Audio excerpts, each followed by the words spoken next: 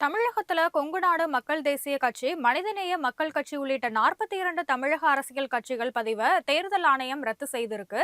தேர்தல் ஆணையத்தால் நடத்தப்பட்ட தேர்தல்கள்ல தொடர்ந்து 6 ஆண்டுகள் போட்டியிடாதது, செலவு கணக்க தாக்கல் செய்யாதது உள்ளிட்ட விதிகளை மீறியதற்காக தமிழகத்துல உள்ள 42 அரசியல் கட்சிகளுடைய அங்கீகாரத்தை தேர்தல் ஆணையம் ரத்து செய்திருக்கு.